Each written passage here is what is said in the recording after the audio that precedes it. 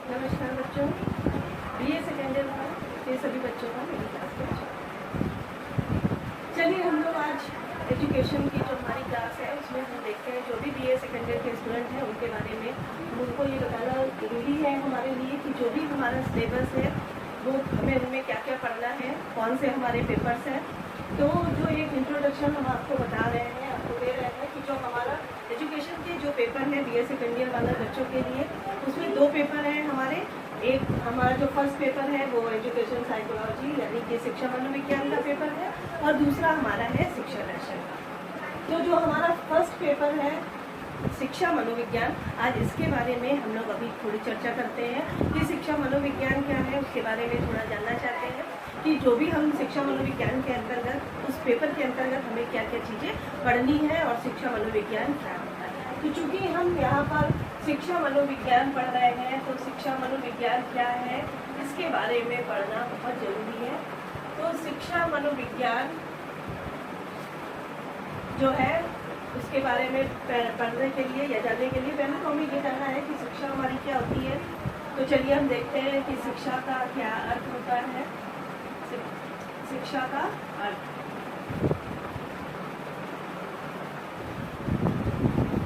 शिक्षा का अर्थ क्या है, शिक्षा हमारी क्या होती है, ये चीज़ें हमें मालूम होना बहुत ज़रूरी है।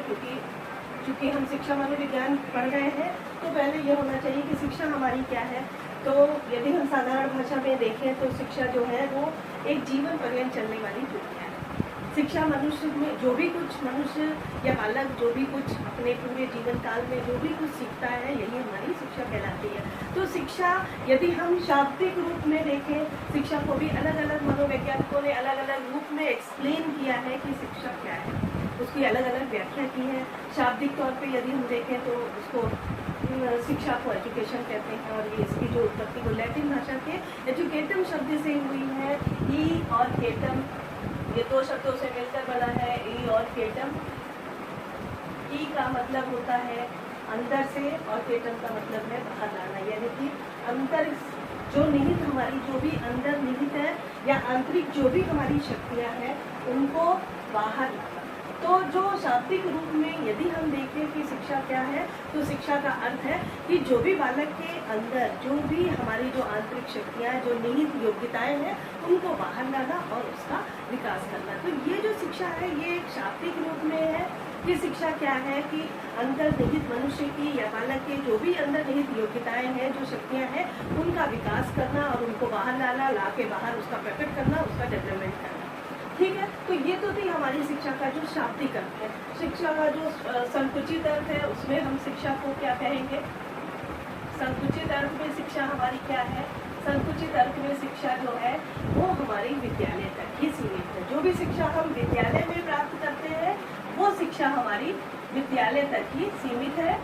ये शिक्षा हमारी सीमित संकुचित शिक्षा कहलाती है। ठीक है, तो जो भी संकुचित जो भी कुछ शिक्षा जो भी हम पाठ्यक्रम जो भी सिलेबस हम विद्यालय में प्राप्त करते हैं वो जो चीज़ें हम सीखते हैं जो विद्यालय में सीखते हैं वो हमारी संकुचित अर्थ के अंतर्गत आती है। कि संकुचित मतलब सिमटी हुई, तो जैसे सिमटे रूप में यदि हम शिक्षा देखते हैं तो शिक्षा हमारी सिर्फ विद्यालय में जो भी कुछ हमने ज्ञान प्राप्त किया, जो भी चीज़ सीखा, जो भी सिलेबस पढ़ा वो हमारी विद्यालय तक जो सीमित है वो शिक्षा हमारी संकुचित कहलाती है।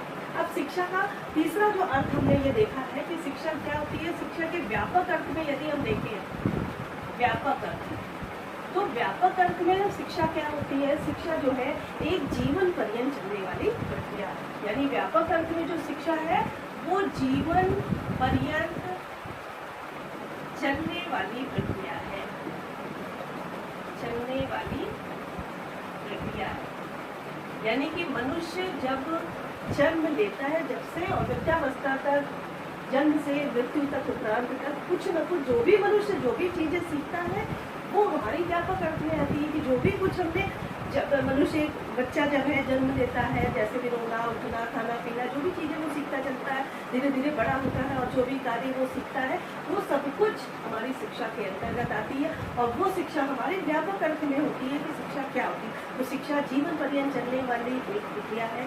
मनुष्य जन्म से लेकर वृद्धावस्था तक जो भी कुछ सीखता है वो हमारी शिक्षा के अंतर्गत आता है। अब ये तो चीज़ थी हमारी व्यापक अर्थ। अगर यदि वास्तविक अर्थ में हम देखें कि शिक्षा क्या है, तो वास्तविक अर्थ में शिक्षा कैसी होनी चाहिए, तो वास्तविक अर्थ में शिक्षा जो है वो मनुष्य और समाज का निर्माण करने वाली होनी चाहिए, मनुष्य के संपूर्ण व्यक्तित्व का विकास करने वाला होना चाहिए। शिक्षा ऐसी होनी चाहिए कि केवल एक पहलू को न ध्यान में रख करके मनुष्य या बालक के संपूर्ण व्यक्तित्व का निर्माण करे, यानी कि एक मनुष्य का भी निर्माण करे और उसमें जिस समाज में वो रहती है उस समाज का भी निर्माण करे। तो राधा कृष्ण ने भी, बहुत से मनोवैज्ञानिकों ने या बहुत से शिक्षा शास्त्रियों ने अलग अलग रूप से शिक्षा को परिभाषित किया है।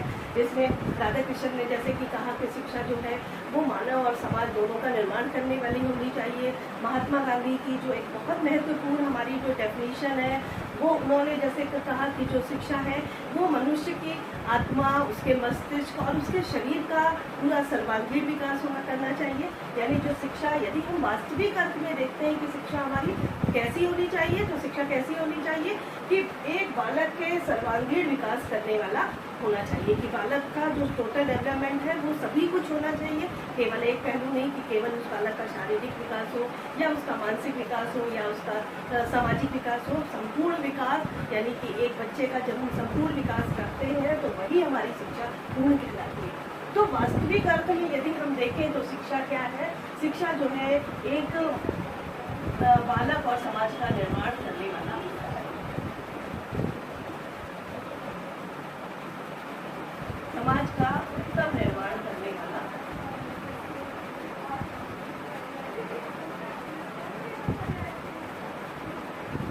करने वाली होनी चाहिए। ठीक है, तो ये जो चीज थी हमारी की शिक्षा क्या है। अब हम, चूंकि यहाँ मेरा पेपर, फर्स्ट पेपर जो है वो शिक्षा मनोविज्ञान का है, तो अब हमने शिक्षा तो जान लिया कि शिक्षा क्या होती है। अब मनोविज्ञान क्या है उसके बारे में भी हमें पढ़ना है, तभी हम शिक्षा मनोविज्ञान को समझ सकते हैं। तो यदि हम अलग अलग से मनोविज्ञान को देखें कि मनोविज्ञान क्या है, तो उसके बारे में हमें मालूम होना चाहिए कि मनोविज्ञान क्या है। तो चलिए देखते हैं कि मनोविज्ञान क्या है। मनोविज्ञान, मनोविज्ञान यानी कि यदि हम शाब्दिक रूप में देखें तो मनोविज्ञान को साइकोलॉजी कहते हैं। साइकोलॉजी शब्द जो है वो साइकी और लोकस दो शब्दों से मिलकर बना है। तो जो गैरी थे हमारे जो मनोवैज्ञानिक हैं, उन्होंने एक शाब्दिक रूप में यदि उन्होंने मनोविज्ञान को परिभाषित किया तो उनके अनुसार मनोविज्ञान जो है वो दो शब्दों से बना है, साइकी और प्लस लोगस। साइकी का अर्थ होता है आत्मा और लोगस का मतलब होता है अध्ययन करना। तो इसीलिए जो गैरिट जो मनोवैज्ञानिक थे, उन्होंने मनोविज्ञान को अलग अलग रूप से परिभाषित किया। उनका ये मानना था कि जो मनोविज्ञान है वो आत्मा का विज्ञान है, आत्मा का विज्ञान। यानी कि जब हम बालक के आत्मा का अध्ययन करते हैं तो वो हमारा मनोविज्ञान कहलाता है। क्यों? चूंकि उन्होंने शाब्दिक अर्थ के रूप में मनोविज्ञान को माना। उन्होंने कहा कि जो मनोविज्ञान है वो साइकोलॉजी शब्द से बना हुआ है। साइकोलॉजी मतलब कि साइकी और लोकस दो शब्दों से बना हुआ है। यहाँ पे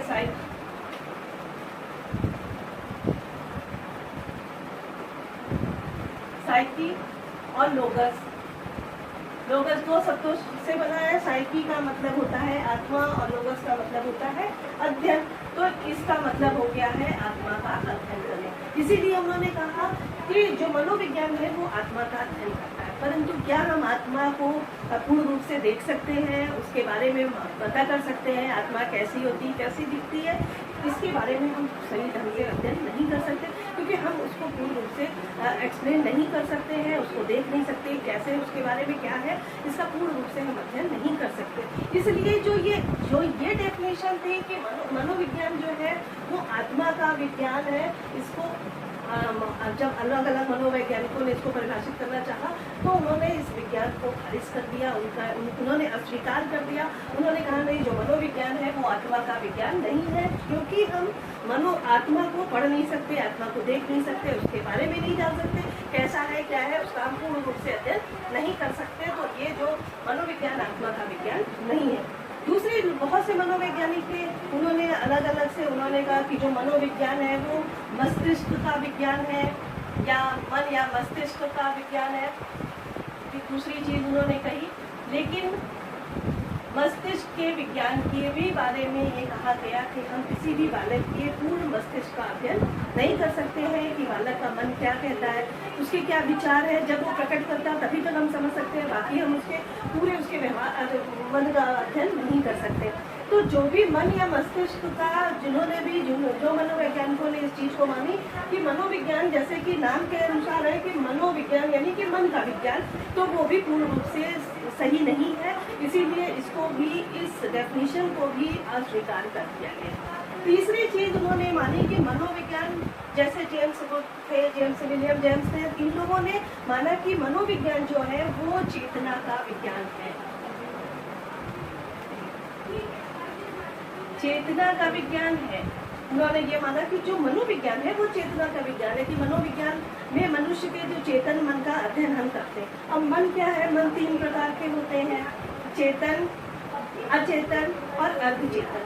ये तीनों चेतन का फ्रायड मनोवैज्ञानिक थे, उन्होंने मन को जो प्रकार बताया, मन के बारे में जब उन्होंने अपने विचार प्रकट किए तो उन्होंने कहा जो मन है वो 3 प्रकार का होता है, चेतन, अचेतन और अर्धचेतन, 3 रूपों में बटा हुआ है।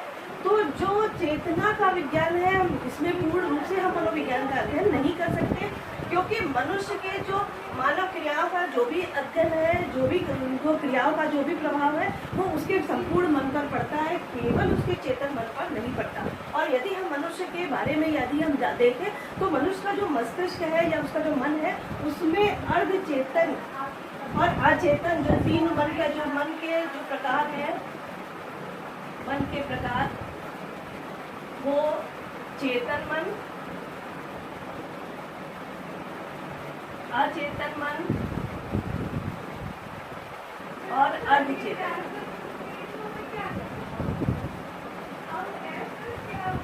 अर्धचेतन मन, ये जो फ्रायड मनोवैज्ञानिक है उन्होंने इसके बारे में बताया।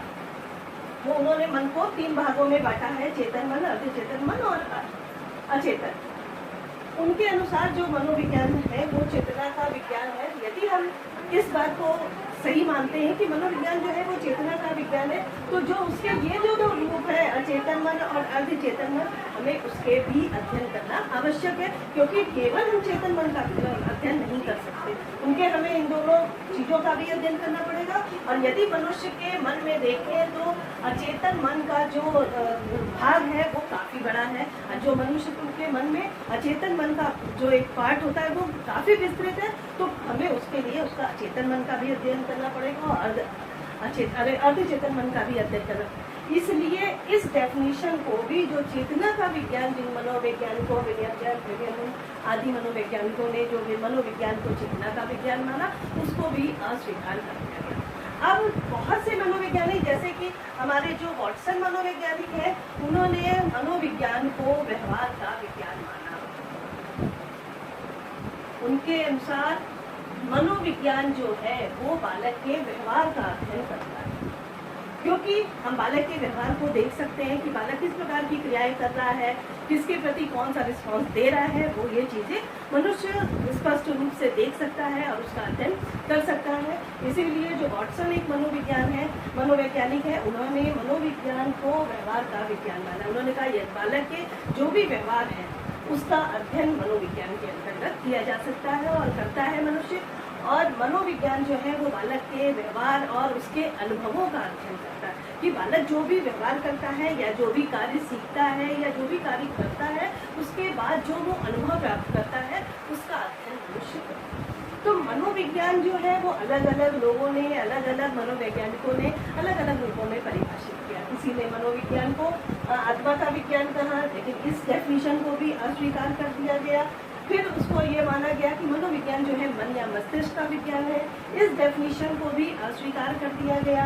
उसके बाद इस चीज की बात होती कि मनोविज्ञान जो है वो चेतना का विज्ञान है। क्योंकि हम मन के 3 रूप का ही अध्ययन करें तभी हम उस चीज को कह सकते हैं। केवल मन के केवल चेतन मन का अध्ययन नहीं किया जा सकता, इसलिए इस बात को भी अस्वीकार कर दिया गया। और लास्ट में जो वॉटसन नामक एक मनोवैज्ञानिक थे, उन्होंने मनोविज्ञान को व्यवहार का विज्ञान माना। उनके अनुसार व्यवहार जो है वो एक वस्तुनिष्ठ तरीके से हम उसका आकलन कर सकते हैं। मनोविज्ञान जो मन की जो बालक के व्यवहार है उसको हम देख सकते हैं, उसका निरीक्षण कर सकते हैं, उसका हम अध्ययन कर सकते हैं। इसलिए मनोविज्ञान को बालक के व्यवहार का अध्ययन कहा गया। और बालक जो मनोव्यवहार के साथ साथ जो वो अनुभव प्राप्त करता है, जो भी वो कार्य सीखता है, उसका अध्ययन कर सकते हैं। तो मनोविज्ञान के अंतर्गत व्यक्ति और पशु दोनों के ही व्यवहार का अध्ययन किया जा सकता है। तो अलग अलग मनोवैज्ञानिकों ने शिक्षा मनोविज्ञान को अलग अलग रूपों में परिभाषित किया। तो ये चीज़ तो हमने देखी कि शिक्षा क्या है, मनोविज्ञान क्या है। अब चूंकि हमारा जो पेपर है वो है शिक्षा मनोविज्ञान, तो शिक्षा मनोविज्ञान के अंदर जो शिक्षा के समस्त पहलू हैं उसको मनोविज्ञान के द्वारा जब हम अध्ययन करते हैं तो हमारा शिक्षा मनोविज्ञान कहलाता है। मनोविज्ञान के द्वारा शिक्षा में एक मतलब क्रांतिकारी परिवर्तन हुआ। उसके अलावा हमारी जो भी शिक्षा जैसी पहले थी उसके आधार पर यदि हम उसकी तुलना करें और आज के हमारी आधुनिक शिक्षा कैसी है, यदि हम उसकी तुलना करते हैं तो मनोविज्ञान के द्वारा हमारे जो शिक्षा के क्षेत्र में एक विशेष परिवर्तन, एक क्रांतिकारी परिवर्तन आया, उसमें एक अलग बदलाव आया। और ये जो हमारा ये जो बदलाव, ये जो क्रांतिकारी परिवर्तन शिक्षा के क्षेत्र में किया गया, ये शिक्षा मनोविज्ञान के द्वारा ही संभव। तो शिक्षा मनोविज्ञान यहाँ पर हम लोग पढ़ रहे हैं। शिक्षा मनोविज्ञान के अंदर आपको क्या क्या चीज़ें पढ़नी है ये भी हमें डिस्कस करना जरूरी है, क्योंकि ये हम आपके सामने एक इंट्रोडक्शन रख रहे हैं कि शिक्षा मनोविज्ञान क्या है। शिक्षा मनोविज्ञान के अंतर्गत हमें बालक की जो भी अध्ययन है वो सब कुछ हमें उसके व्यवहार का अध्ययन करना है। तो बालक के जो विकास की जितनी भी अवस्थाएं होती है, एक बालक की कौन कौन सी अवस्थाएं होती हैं, उसका डेवलपमेंट किस तरह से होता है, उसका अध्ययन हमें इसके अंतर्गत करना है। एक बालक की बुद्धि का शिक्षा के क्षेत्र पर क्या प्रभाव पड़ता है, बालक की बुद्धि क्या होती है, उसके बारे में हमें अध्ययन करना है। उसके अलावा व्यक्तिगत विभिन्नताएँ क्या होती हैं, सीखना क्या होता है, उसके अलावा एक जो विशिष्ट बालक होते हैं उनका अध्ययन करेंगे। बालक के मानसिक स्वास्थ्य का हमारी शिक्षा पर क्या प्रभाव पड़ता है, एक अध्यापक के लिए शिक्षा मनोविज्ञान की क्या उपयोगिता है, शिक्षा मनोविज्ञान के द्वारा हम अपने शिक्षा के क्षेत्र में क्या परिवर्तन कर सकते हैं, ये सब कुछ हम शिक्षा मनोविज्ञान के अंतर्गत पढ़ेंगे कि शिक्षा मनोविज्ञान क्या है, उसके विषय क्षेत्र क्या है, उसके एक अध्यापक के लिए शिक्षा मनोविज्ञान का ज्ञान होना क्यों आवश्यक है। इन चीज़ों का अध्ययन हम शिक्षा मनोविज्ञान के अंतर्गत करेंगे। नमस्कार।